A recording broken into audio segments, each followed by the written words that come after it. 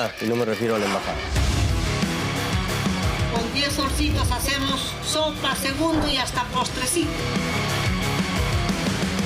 Déjenme curar o morir en mi casa.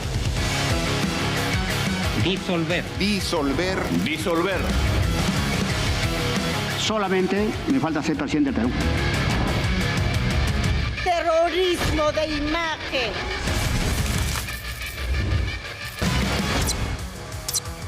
Muy buenas noches, bienvenidos. Esto es Contracorriente. Y aquí en el Perú tenemos más de 1 millón de venezolanos. ¿O no, mi querido Lester? ¿Ah? Gente de bien que ha venido a trabajar, a aportar y a traernos su alegría y su cariño caribeño. En el siguiente reportaje vamos a mostrarles a muchos que ya no se van a ir a Venezuela porque ya han asentado raíces aquí, en el Perú.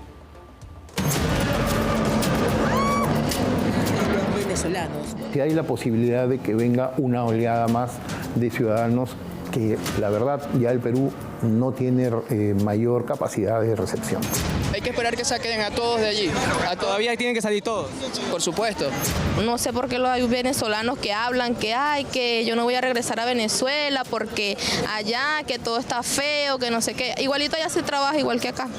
Durante años, millones de venezolanos abandonaron su país por el régimen chavista. Hoy, tras la caída de Nicolás Maduro, surge una pregunta. ¿Regresarán a Venezuela o se quedarán en nuestro país tras diversas olas de migración?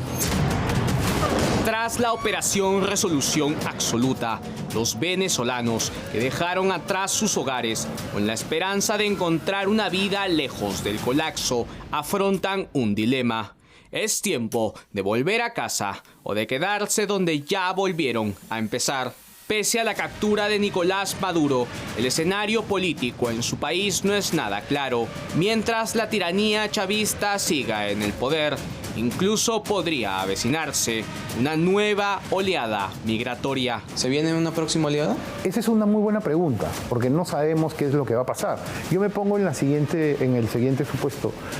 ¿Qué pasa si el régimen chavista cae? Seguramente algunos adeptos al régimen podrían salir. ¿Qué pasa si se fortalece y empiezan a irse más bien estos ciudadanos y vienen otros? Definitivamente, si tú quieres migrar, ¿dónde irías? Irías a un lugar donde tengas algún conocido, algún familiar. Entonces, hay posibilidades. Y ahí es donde viene un poco la perspectiva que deberíamos tener desde el Perú. Es, ¿qué vamos a hacer? En el 2017 no estuvimos preparados. El éxodo venezolano es una de las crisis humanitarias más graves de la historia mundial reciente. Sin planificación, solo huidas esporádicas, salidas forzadas por la escasez y la inseguridad. Según estadísticas, Perú es el segundo país con más venezolanos en América Latina. En primer lugar, Colombia, con 2.828.000 migrantes. Seguido nuestro país, con 1.662.000 migrantes. Brasil, con 732.272 migrantes. Chile, con 669.408 migrantes. Ecuador, con 440.445 migrantes. Y Argentina, el punto más bajo, con 174.796 migrantes. Lo que yo planteo son 3 escenarios. Un primer escenario es de aquellas personas que el Perú podría recibir. Un segundo escenario es de las personas que podrían transitar por el Perú rumbo al norte o al sur. Y un tercer escenario básicamente es de las personas que se encuentran en el Perú. En este primer escenario, en el que yo planteo de Perú como receptor, lo que tenemos que evitar definitivamente son los ingresos irregulares y masivos que hubieron en años anteriores. Migraciones no cuida fronteras, no cuida las fronteras. A quien le corresponde el cuidado de las fronteras es a la Policía Nacional. Nosotros lamentablemente en el Perú tenemos la imagen hollywoodesca de que la migra es como la de Estados Unidos. No es así. Empujados por la crisis y el régimen chavista, Perú se convirtió en uno de los principales destinos de esta migración masiva, acogiendo a quienes huían del hambre y los asesinatos. Hoy, el debate vuelve a ponerse sobre la mesa. Ante los escenarios de cambio político en Venezuela, la pregunta es obvia: ¿volverán a su país o se quedarán en el Perú? La respuesta no es simple y mucho menos inmediata. Estoy feliz por el hecho de que es un primer paso para lograr la liberación de lo que es mi país, ¿no? Porque, por ejemplo, los polos es una manera de expresar lo que está sucediendo, ya que los que están en el mismo país no pueden. Voy a cumplir 4 años este año. Tras la operación estadounidense, ¿crees que tu país ha sido liberado? Es total incertidumbre, la verdad, porque de alguna manera, aunque hayan quitado la cabeza de la serpiente, todavía aquí queda el cuerpo. Ya realicé como que una vida acá, ¿sabes? Entonces, volvería a ver a mi familia, sí, por temporadas, pero igual volvería acá. 15 de febrero cumplo un año, estoy recién llegada, no tengo mucho tiempo acá en Perú. ¿Piensas irte una vez que se regularice la situación? En realidad sí, ya tenía pensado irme ahorita en noviembre en este año. Ya ¿Quieres irte? me quiero ir a mi país. Yo tengo 2 hijas que están en Venezuela. Es mi primer diciembre sin ella y me pegó muchísimo. ¿Cómo lo pasaste? Pues nada, salí de aquí de mi trabajo y me fui a dormir. Mi papá quiere abrazarlo a él, abrazar a mi otro hijo que apenas nació aquí, que es peruano. Y bueno, obviamente de irnos de aquí definitivo no va a ser, porque ya hemos hecho una vida aquí y nos gusta este lugar.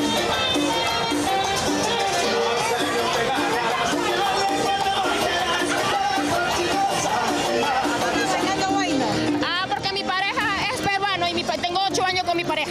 ¿Cuántos años aquí? 9. Y él es de Huaraz, Ancash. Habla quechua. Aunque en Venezuela sea libre, yo me quedo en Perú. Pero viajo a Venezuela 2 veces al año. Viajo. Muchos ya han reconstruido su vida fuera del país. Otros aún esperan claridad en el panorama para regresar, pero implicaría empezar otra vez. El fenómeno migratorio tiene también un lado oscuro.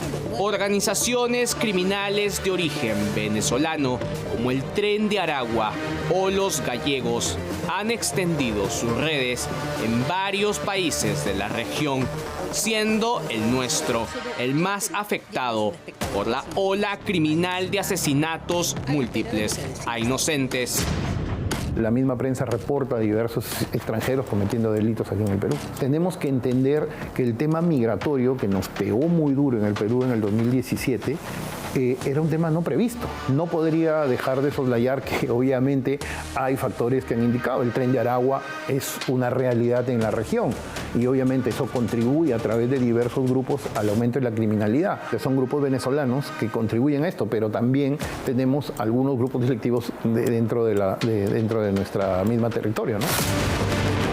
Estas balas que tienen origen en el país caribeño y su gran despliegue por nuestras calles se debe al ingreso irregular que se vivió durante la primera oleada migratoria, que dejaban entrar a todo el mundo.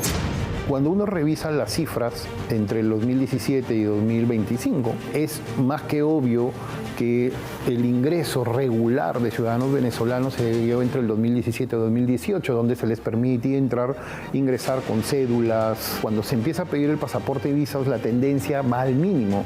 Y lo que empieza a crecer, porque era más que obvio y evidente, es el ingreso irregular, es decir, ingresar por pasos no autorizados. Muchos entraron de manera regular. Muchos ingresaron de manera irregular y acá, bueno, hicieron sus temas delictivos. Así, la diáspora venezolana entra en una nueva etapa, la de incertidumbre y la de tal vez tener más personas dentro de nuestro país. Nuestra propia informalidad económica es la que contribuye al aumento de la migración. Te pongo un ejemplo. Yo tengo mi carro, se lo doy a un ciudadano venezolano y le digo taxea. Entonces está dentro de un tema informal. Y a mí no necesariamente me interesa que él esté de manera regular. O sea, a mí me interesa recibir mi dinero y él el suyo. Entre la esperanza del regreso y la realidad de una vida construida lejos de casa, miles de familias enfrentan una nueva decisión: el regreso a casa o una nueva vida en el Perú.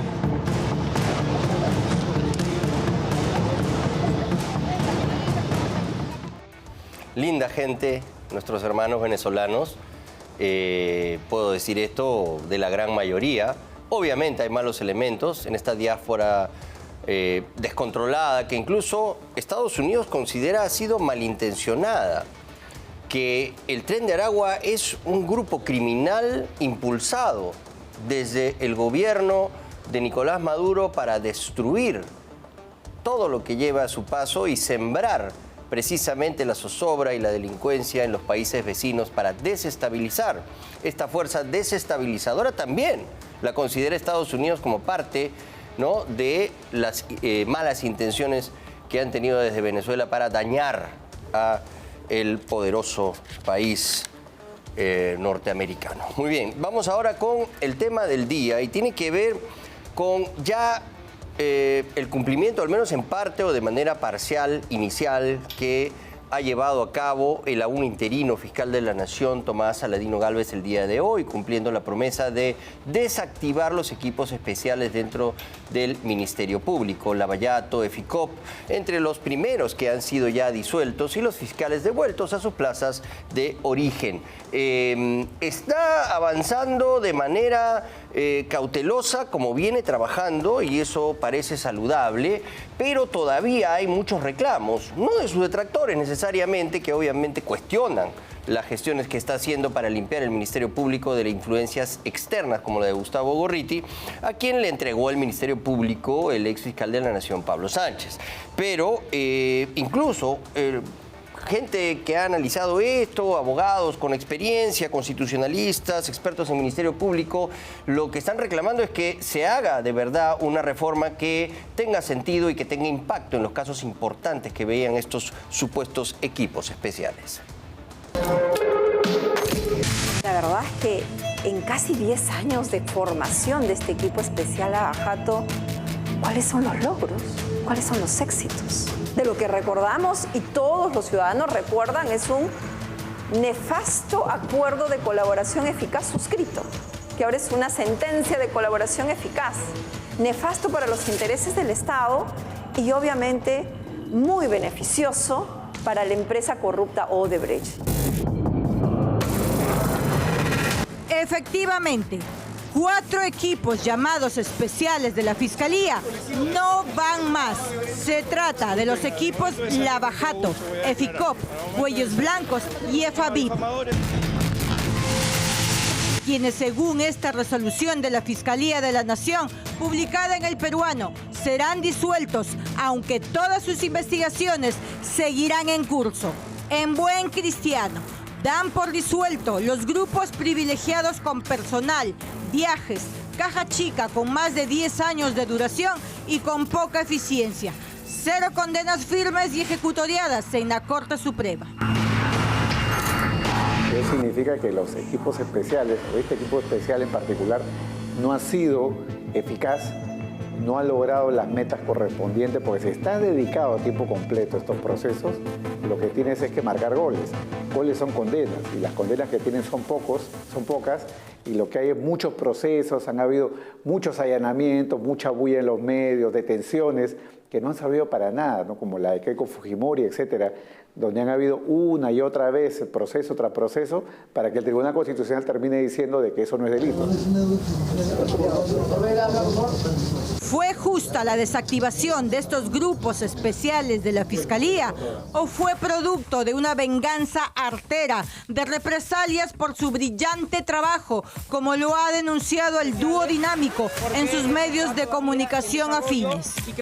Siéntese y acompáñenos a un viaje por la sinuosa trayectoria del equipo Lavajato, el equipo favorito de una ONG que tenía pupitre y computadora exclusiva en este grupo de fiscales para dar sus primicias.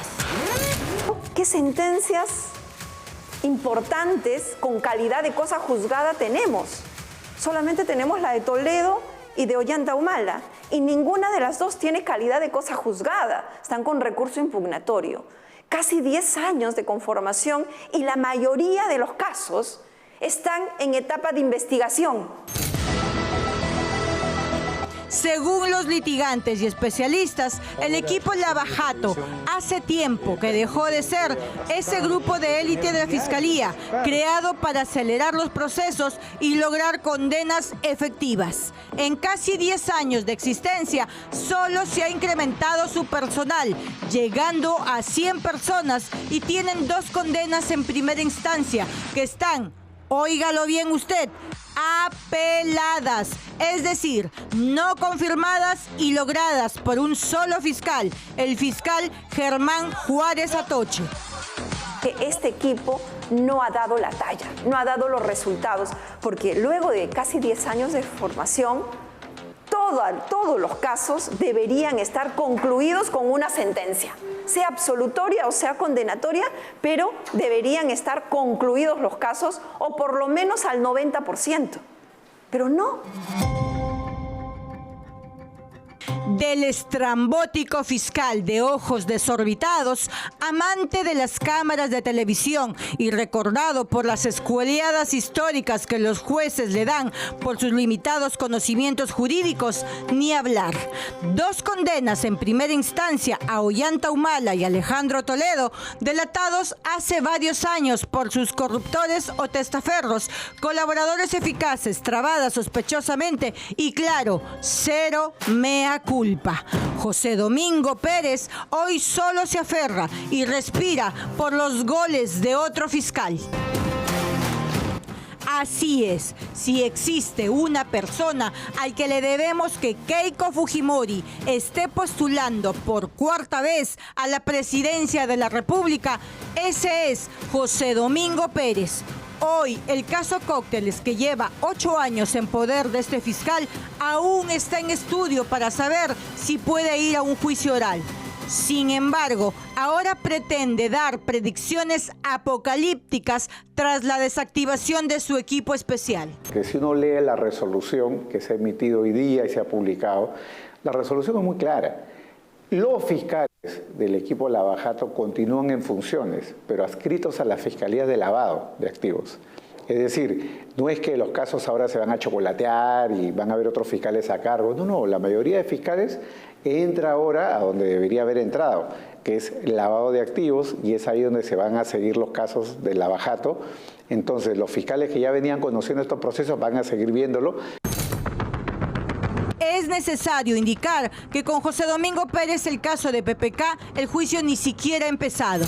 En el caso de la exalcaldesa Susana Villarán, quien reconoció públicamente haber recibido millones de dólares de las constructoras brasileras, la demora de la Fiscalía ha sido más escandalosa. 6 años y no pudo lograr que José Miguel Castro sea colaborador eficaz.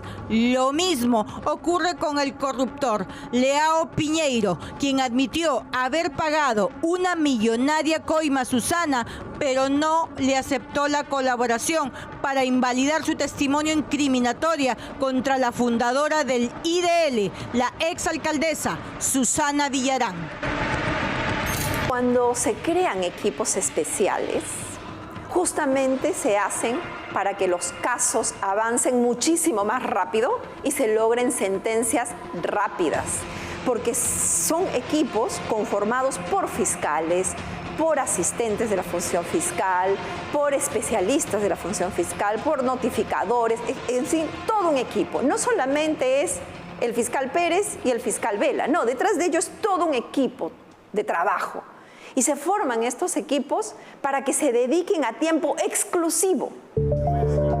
El equipo fiscal que investigaba la presunta organización apodada Cuellos Blancos del Puerto es otro grupo que desde el día de Bajada de Reyes dejó de existir. Hasta el día de hoy ese equipo, en los casi 8 años de gestión que ha tenido, no puede exhibir un solo resultado positivo. Y nosotros está fuera del país. El gran jefe de la organización criminal no ha sido ni siquiera extraditado al Perú. Por lo tanto, digamos, no hay resultados que puedan ellos exhibir. Aquí las sentencias contundentes en la Corte Suprema tampoco existen. Lo que sí llamó la atención de sobremanera es una fiscal provisional que quiere ser congresista, pero se olvidó de renunciar, tal vez pensando que de fracasar en incursión política por falta de votos, podía regresar a la fiscalía como si nada hubiera pasado. La ley la detectó y se quedó sin fiscalía ni curul. Lo que ha habido más bien ahí es politización, ¿no? La fiscal Sandra Castro candidateando por un partido sin haber renunciado siquiera al Ministerio Público, ¿no? Esa es la mejor prueba de que acá hay un tema de ideología, si no hay un tema técnico. Lo cierto es que se ha cortado de raíz equipos como el Lavajato, cuyos fiscales han estado fuera del país 426 días, es decir, un poco más de 1 año y 2 meses, gastando el dinero del Estado en investigaciones que no dan fruto. Es momento de tener cabeza fría y ver a quién favorece la lentitud de algunos fiscales llamados especiales y sobre todo su histrionismo y protagonismo exacerbado, que es inversamente proporcional a su eficiencia. Esto, sumado a su perniciosa politización, que es la antítesis de un Estado constitucional de derecho. La batiseñal de un examen de conciencia parece haber llegado. Hay que hacer un análisis objetivo y simplemente en esa objetividad, 10 años, con todo el presupuesto y toda la logística que le dieron, ¿cuáles son los resultados? La mayoría de los casos están en investigación preparatoria, no hay sentencias.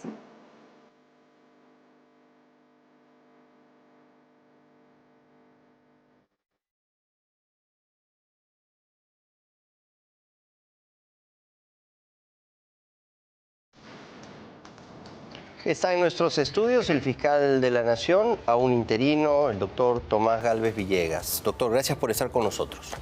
No, gracias a ustedes por la invitación y qué bueno estar en uno de sus primeros programas del año 2026. No, es un honor tenerlo. ¿Y cuándo cree usted que finalmente podría darse la ratificación de un fiscal de la Nación nuevo? O sea, todo parece indicar que lo podrían ratificar a usted, pero todavía está en vilo, por ejemplo, el voto de Pablo Sánchez, que no sabemos si lo van a ratificar en la Junta Nacional de Justicia. Yo sé que ese no es menester suyo, pero no sé si por la estabilidad propia del Ministerio Público y por las reformas que ha anunciado el día de hoy en el inicio del año fiscal, lo más viable sería ya tener a un fiscal de la Nación estable, ¿no? Sí, efectivamente, por la estabilidad de la institución y sobre todo también para tener una mayor legitimidad en la ciudadanía, con las demás instituciones del Estado también, sería razonable y conveniente que se elija ya a un fiscal de la Nación titular. Eso definitivamente. ¿Cuándo podría ya tomarse esta decisión? No te puedo decir cuándo, ¿por qué? Porque para ello tiene que haber, en primer lugar, un acuerdo de Junta de Fiscales Supremos que deje sin efecto la elección de Delia Espinosa como fiscal de la Nación. A partir de ese momento ya no habrá un fiscal de la Nación titular y se puede elegir a un nuevo fiscal de la Nación titular. Ella está inhabilitada, pero sigue gritándole a los 7 vientos que aún es la fiscal de la Nación. No, es que honestamente aún es fiscal de la Nación titular. Eso es cierto. ¿Por qué? Porque no ha sido destituida. Y la medida ¿Pero eso lo tienen que hacer ustedes? La medida de inhabilitación es temporal, por 10 años, claro, pero al año 11 puede regresar, pues, claro. ¿No es cierto? Entonces, no, la destitución lo hace la Junta Nacional de Justicia. Y a partir de eso recién se puede elegir el nuevo fiscal. Recién se puede elegir, pero la situación es que como ha sido inhabilitada por 10 años y ella ha sido elegida solamente por 3 años, uno ya transcurrió, faltan 2. Pero esos 2 años se consumen dentro de los 10 años por los cuales ha sido inhabilitada. Entonces, al margen de la decisión final de destitución que tiene que tomar la Junta Nacional de Justicia de destituirla, ustedes en la Junta de Fiscales Supremos sí podrían elegir. Se lo puede hacer, pero para eso tiene que haber un acuerdo de Junta de Fiscales Supremos que se tome por consenso o por mayoría, y eso todavía no ha sucedido. Notorias ausencias el día de hoy, el doctor Pablo Sánchez, que me parece que usted ha tenido un comportamiento bastante leal con él, ha develado una placa honrando su paso por el Ministerio Público. Yo no lo hubiera hecho, pero usted es más buena gente que yo, doctor, y en fin, no estuvo presente, alude problemas de salud, sabemos que él padece un problema de salud degenerativo que le puede causar problemas, es comprensible, pero Juan Carlos Villena tampoco estuvo presente. Ya, lo que pasa es que el doctor Villena está de vacaciones desde el 15 de diciembre. Ok. Y creo que está por Arequipa, era casi imposible que venga para un evento. ¿Y usted cree que realmente estaba enfermo Pablo Sánchez? Pablo Sánchez había... ¿O lo están presionando lo que han anteriormente manejado a través del Ministerio Público? Yo creo que sí estuvo mal de salud porque él había confirmado su presencia. Pero después se sintió mal y ya no pudo asistir. Pero al lado de este anuncio de desactivar pues, los equipos especiales, sus amigos los caviares seguro le han dicho no te pongas en la foto con Tomás. No, porque que esté o no esté es intrascendente. Yo creo que sí ha estado mal de salud realmente. Bueno, vamos al fondo. Sus detractores dicen que ha liquidado, por ejemplo, el equipo Cuellos Blancos porque ellos son los que lo van a investigar a usted. No. Primero, los fiscales provinciales no investigan a un Supremo. Eso revela total ignorancia y desinformación de los que dicen eso. Total, porque el fiscal provincial no investiga Supremo, pues. Primero. Segundo, hay una Fiscalía Suprema de Cuellos Blancos. Entonces, si hay una Fiscalía Suprema, esa es la máxima instancia y la que debe coordinar. No puede haber una Fiscalía de instancia intermedia como una Fiscalía Superior coordinando cuando hay una Fiscalía Suprema. Entonces ahí no se justificaba por nada una coordinación especial o un equipo especial. Ya, ahora, bueno, el tema en realidad aquí es si usted está siendo investigado en el caso Cuellos Blancos o no, pues me parece que ya no. Mira, eso se archivó en el 2021, no recuerdo exactamente cuándo, pero debe haber sido agosto, septiembre. Ya, ahí se archivó totalmente toda investigación por Cuellos Blancos en mi contra. ¿Por qué? Porque se demostró que era una invención, que eran falsas las imputaciones. Siempre lo he dicho, pero lo reitero de todas maneras. Está bueno que la gente se entere. ¿Por qué me incorporan en Cuellos Blancos? Porque... Un audio con César Inostroza en el que usted discutía los libros. No, eso no era, porque eso ha quedado claro. En ese momento también estaba claro. Lo que pasa es que Sandra Castro, fiscal provincial del Callao, que investigaba los Cuellos Blancos del Callao. La que se reunía con Martín Vizcarra. La que se reunía con Martín Vizcarra. Ella hace un informe en el cual informa que un colaborador eficaz se había reunido, ha declarado que él se había reunido conmigo un día determinado en un parque de Pueblo Libre y que ahí yo tenía las interceptaciones telefónicas de todos los investigados y que yo fui a pedirle que no diga nada porque todo está controlado, así es que no se haga problema, que no diga nada. Con eso me incluyen en los Cuellos Blancos. ¿Pero usted tenía alguna vez los audios? Nunca los he tenido, ni las interceptaciones. Quien los tenía era más bien Gustavo Gorriti, porque se los entregó Pablo Sánchez. Pero ¿qué sucede? Ese día... Digamos que la reunión se dice que fue a las 10 de la mañana. Ya, muy bien. Ese día yo estuve dictando clase en la escuela del Ministerio Público, allá en el piso 11, desde las 8 de la mañana hasta la 1 de la tarde. Entonces quedó descartado totalmente esa imputación. Por eso es que en el Congreso se archiva. Claro que en la comisión, en la subcomisión y en la comisión permanente pasan la acusación. ¿Por qué? Porque estaba pues en ese momento Mirta Vázquez y toda esa gente en el Congreso. Ya, ¿y quién es el que arma este muñeco entonces? Ese muñeco, bueno, no, en este momento ya no quiero decir eso porque ya estamos en otro momento, pero el que lo arma en el Congreso es Gino Costa. Gino Costa busca que pase denuncia de la subcomisión y llega a la comisión permanente, y en la comisión permanente él sostiene la acusación y él mismo se va a la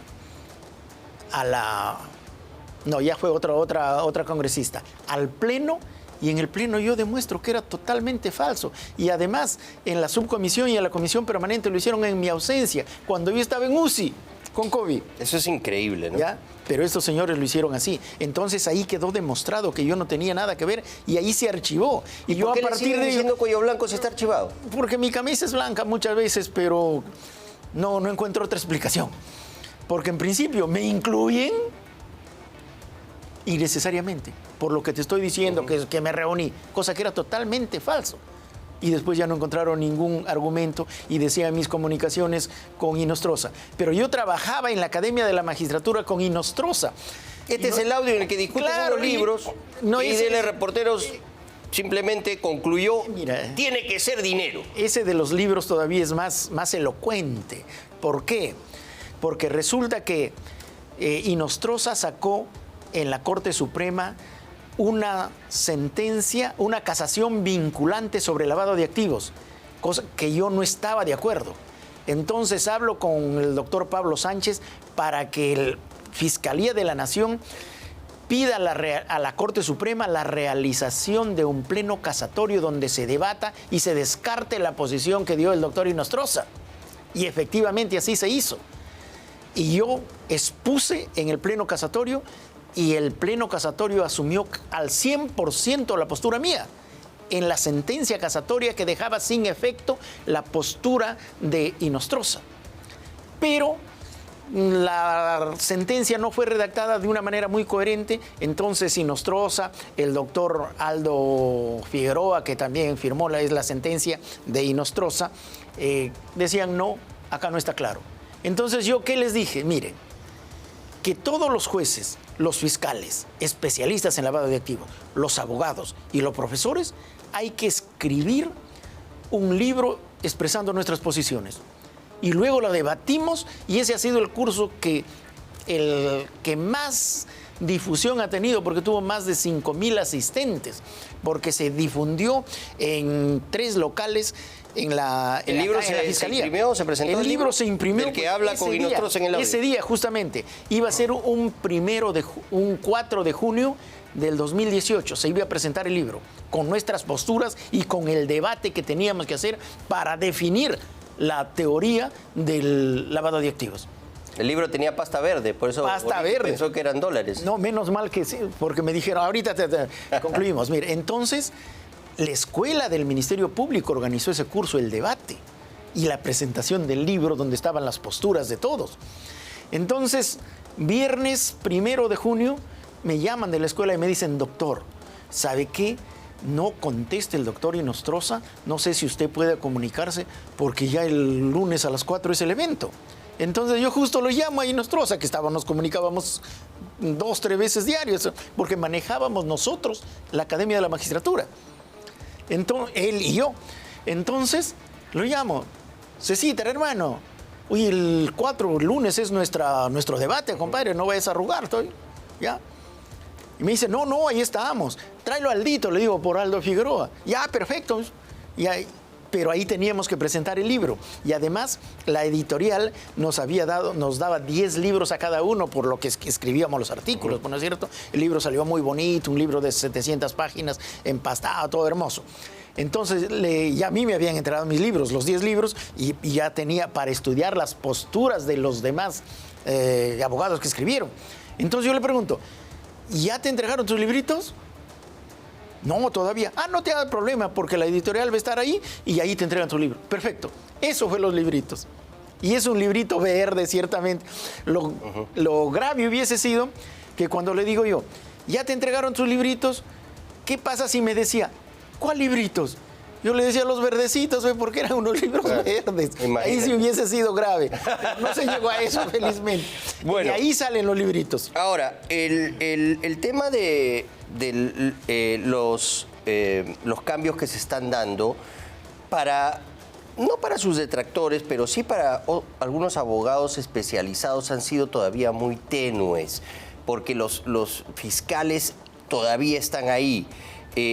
Por ejemplo, EFICOP, eran abogados de la calle. Marita Barreto es una fiscal que jaló 24 cursos de pregrados. En vez de hacer su carrera en 6 años, le hizo en 11 años.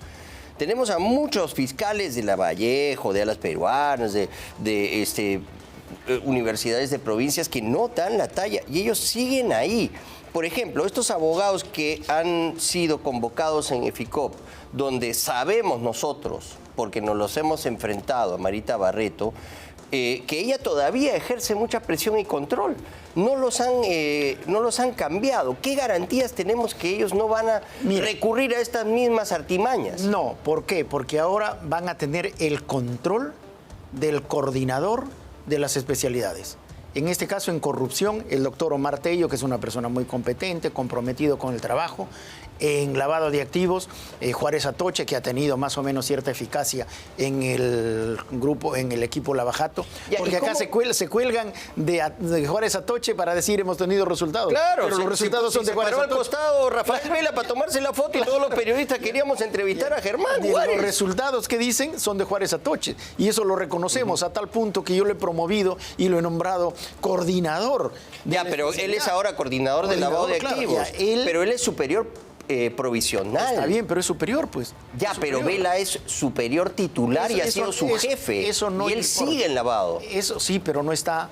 Él no va a ver los casos del equipo especial. Él no va a ver. En segunda instancia.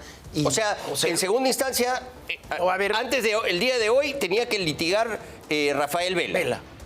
El caso de Martín Vizcarra, por ejemplo. Por ejemplo, a partir de ahora, Juárez Atoche. El mismo. Mejor, pues, porque él es el que conoce el caso. Él ha mostrado eficacia y él va a continuar con... O sea, ya Rafael Vela no se va a poder jamonear en segunda instancia. No, para nada, absolutamente. Y también el que más o menos, digamos, ralentizaba los procesos en primera instancia, que era José Domingo, también ya no va a estar, él va a estar en su fiscalía. ¿Dónde pasa él? La anticorrupción, ¿no? Él está en una fiscalía supraprovincial anticorrupción, ahí va a pasar y no hay problema. Y de los abogados que dices... Pero en la norma legal no se especifica el cambio de José Domingo Pérez el día de hoy. ¿Sí? ¿Sí? No lo has leído. No, lo hemos analizado, pero no... No, está ahí. ¿Sí? Claro. Está claro. Ya. Entonces, mira, de los abogados de la calle que tú dices, sí, es cierto, la mayoría... pero hemos cambiado algunos a los más cuestionados. Había un fiscal que era provisional, porque hay titulares adjuntos que están promovidos a provinciales, ¿no es cierto? ¿Te refieres a Ormeño? A Ormeño, por ejemplo, a él lo hemos sacado del equipo y hemos puesto a un fiscal adjunto titular encargado de ese equipo, de esa fiscalía. Entonces sí hemos hecho los cambios. Pero Carlos Ordaya, por ejemplo, continúa ahí. Claro, pero va a continuar pues esto en observación siempre. ¿Por qué? Porque su coordinador lo va a estar controlando. Y también hemos conversado así, digamos, profesionalmente con el doctor Juárez Atoche y hemos quedado inclusive que se tienen que agilizar los procedimientos. Y él ha prometido mostrar su eficacia y eficiencia y esos procesos van a acelerarse y va a mostrarse la eficacia y la eficiencia del Ministerio Público al respecto. Hacemos una breve pausa, doctor, y regresamos con la segunda parte de la entrevista con el fiscal de la Nación, Tomás Gálvez Villegas.